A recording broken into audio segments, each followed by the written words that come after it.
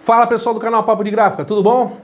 Hoje nós falamos no capítulo passado sobre gráfica, sobre o processo gráfico de uma forma geral, né? Para tentar esclarecer para vocês, espero que eu tenha sido bem claro e que a gente tenha falado o suficiente para vocês entenderem o que é o processo offset e o que é o processo digital. Hoje nós vamos falar sobre cartões de visita. Então só vamos recapitular uma coisa, que o processo offset ele é feito para médias e grandes tiragens.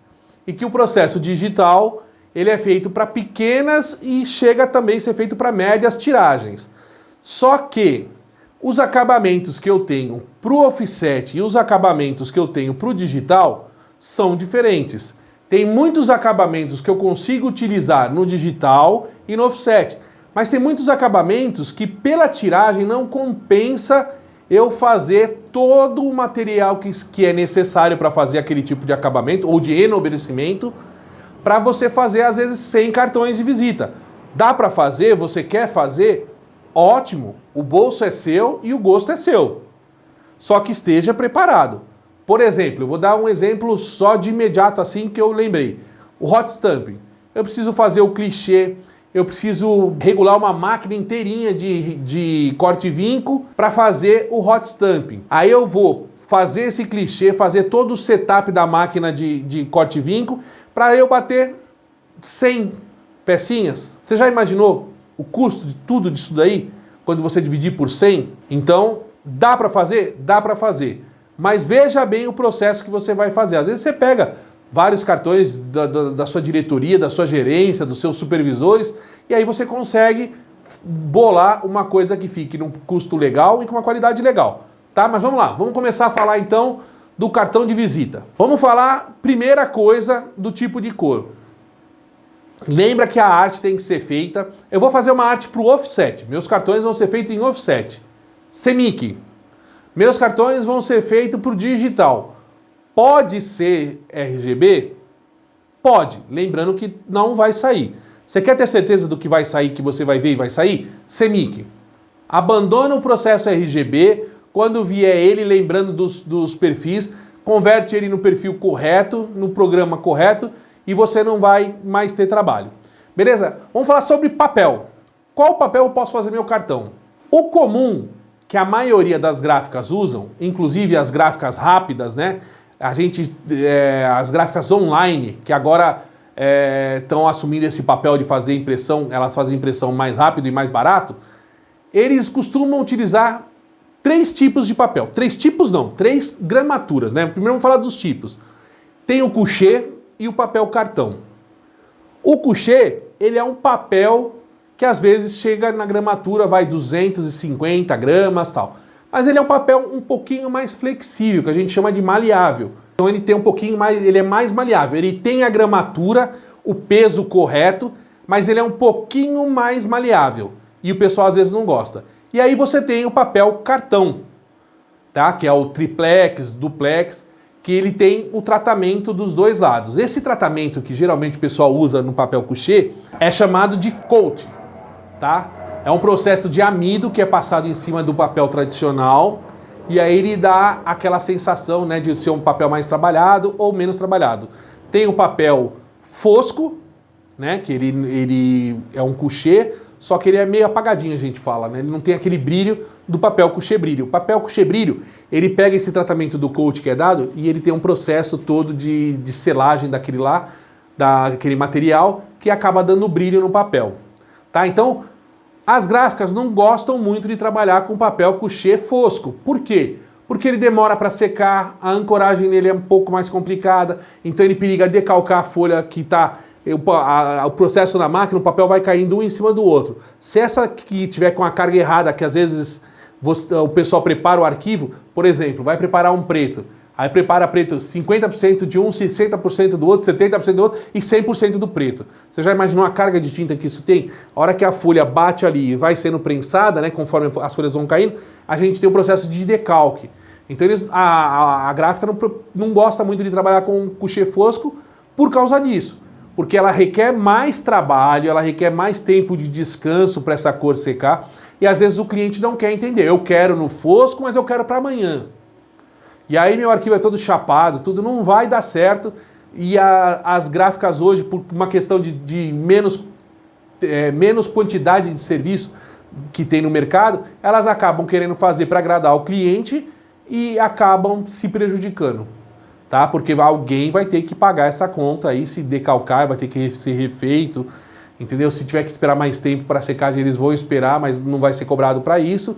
E aí você pode estar prejudicando a sua gráfica parceira, que te quebra um monte de galho, por uma questão de você... Ah, não, eu gosto do fosco, mas para o que você vai usar, vai ser necessário estar no fosco? Agora não, é um projeto, foi todo calculado, planejado para ser tudo fosco, não pode ter brilho, seu cliente é mais tradicional, é uma outra conversa. Conversa com a sua gráfica e eles vão te explicar direitinho.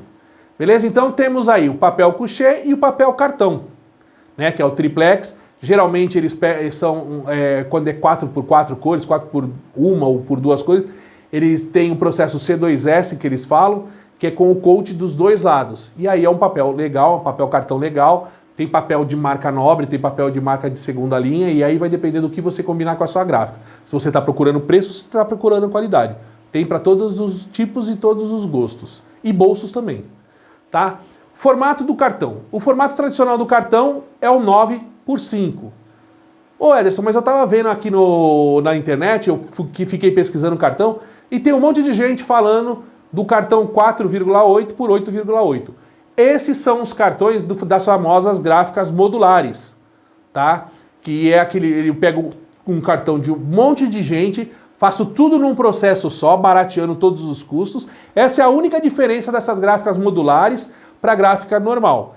É que eles pegam vários clientes de cartão, colocam tudo na mesma chapa, e aí a chapa que você usa, o tempo que você usa de setup, tudo isso é dividido por esse monte de cliente, e por isso que eles conseguem vender mais barato para você. Não vai atrás dessas gráficas que falam que aquilo lá não tem qualidade, que esse tipo de processo estão vendendo almoço para comprar janta, que esse é um processo ruim, feio, chato.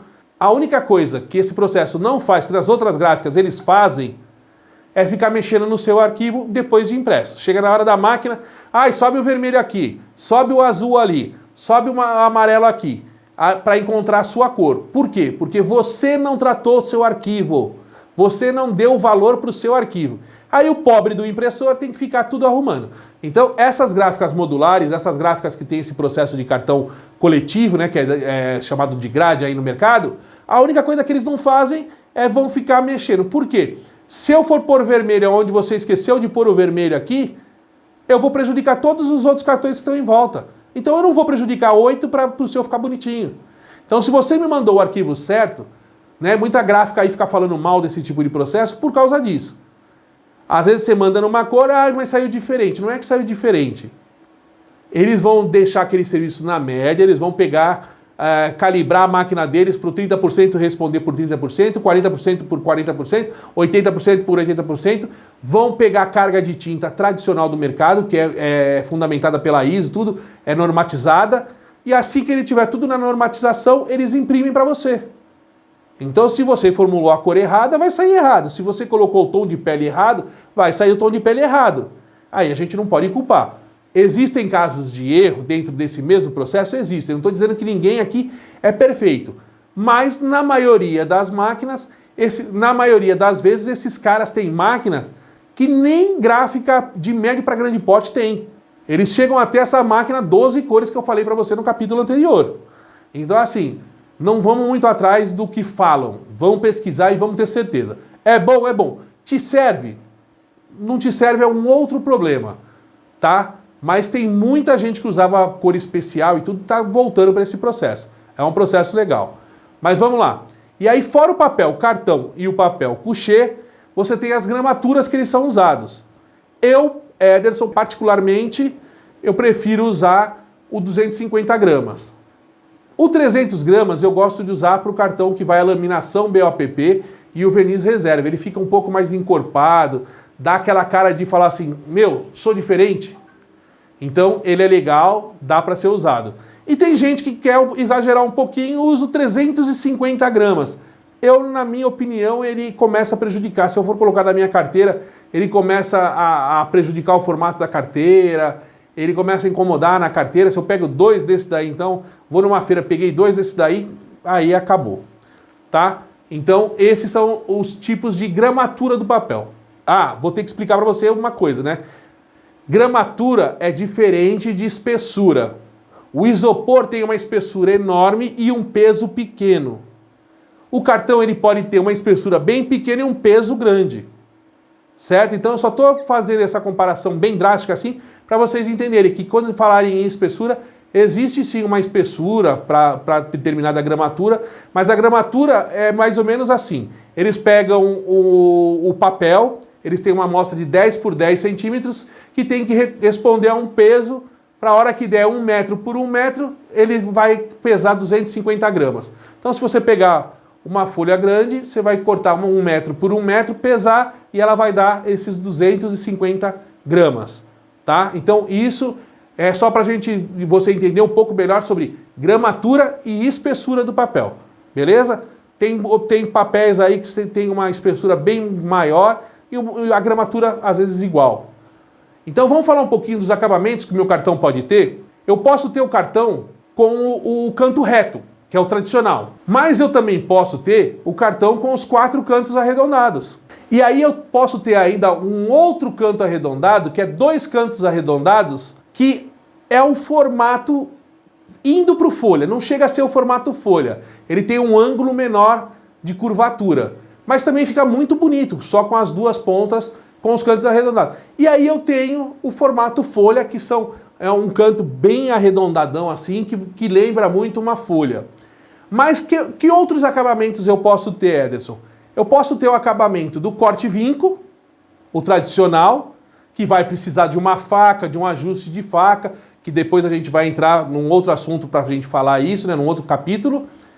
E eu posso ter o corte laser. Hoje em dia tem os corte laser maravilhosos, também está aparecendo aí para você. Você vai ver que o corte laser é uma boa solução. Vai depender da sua gráfica ter ou não esse processo dentro. Mas se eles não tiverem, eles com certeza eles vão procurar alguém que faça esse tipo de acabamento no cartão e vão te passar o valor. Lembra que quanto melhor o meu acabamento, melhor o meu cartão vai ficar, mais ele vai custar. Não adianta você querer fazer um canto folha com laminação BOPP ou a laminação soft touch, depois nós vamos falar do enobrecimento, e aí fazer o corte laser, fazer tudo que você tem direito, hot stamp, aí tem que custar baratinho. Não vai ser. Então, senta com a sua gráfica, vê o custo-benefício que você precisa, explica para eles o que você quer fazer com esse cartão, tá? E aí eles vão te dar a melhor saída de todas. Vamos falar um pouquinho agora sobre enobrecimento. Enobrecimento é quando você deixa o seu cartão com aquele tchan a mais que os outros não deixam. Hoje em dia, o cartão com a laminação BOPP e o verniz reserva, ele está caindo no comum. Porque tem bastante gente fazendo. O custo diminuiu bastante através dessas gráficas modulares. Então, tem muita gente fazendo. Mas você pode ainda ir além disso. Tem a laminação soft touch, que é uma laminação que ela deixa com uma espécie de toque da camurça. Então é muito legal, eu acho que vale a pena vocês pesquisarem, darem uma olhada. Pergunta para a sua gráfica se eles utilizam, se eles podem utilizar para você. Eu acho que vale a pena vocês darem uma conferida nisso. E aí você tem a laminação BOPP fosca e a BOPP brilho. Então também tente saber essas coisas para você poder utilizar no seu cartão e ter um cartão de visita para o seu uso, tá? E aí você tem o verniz UV reserva total, ele é passado, geralmente nessas gráficas são passados na frente, ele tem um brilho fantástico na frente, beleza? E também você tem o verniz UV reserva, que ele é utilizado para dar muito detalhe. Tem gente que gosta de colocar cores e dar esse destaque nas cores. Mas tem muita gente que gosta de não dar destaque, fazer um fundão chapado, e o destaque ser esse próprio verniz. Então, brinquem bastante, contrate um designer bom, um arte finalista bom, que você vai ter tudo isso. E fora esses daí que a gente falou, ainda tem o relevo seco, que ele pode ser alto relevo ou baixo relevo. Aí você vai precisar de um clichê, e vai ser utilizado também na máquina de corte e vinco. Utilizando essa mesma máquina de corte e vinco, você pode ter o hot stamping. O hot stamping é aquele brilho. Você pode fazer o seu cartão colorido do jeito que você quer, da forma que você quer, e meter lá um dourado, um azul, um vermelho. E aí também do hot stamp você tem várias cores para você brincar e utilizar no seu cartão. Você tem que usar criatividade e fazer esse seu cartão se destacar perante aos outros cartões que o cara vai ter lá embaixo. Beleza? E aí, por final, quando você estiver fazendo a arte do seu cartão, não esqueça de pegar os gabaritos da sua gráfica, tá? Se você não sabe como fazer, veja qual é a margem de segurança que ele vai usar, quanto que ele quer de sangria. Tem gente que pede 5 milímetros de sangria, tem gente que pede 3 milímetros de sangria e vai ter gabarito dessas gráficas online que vão te pedir com 1,5 de sangria. 1,5 milímetro de sangria. É isso aí mesmo.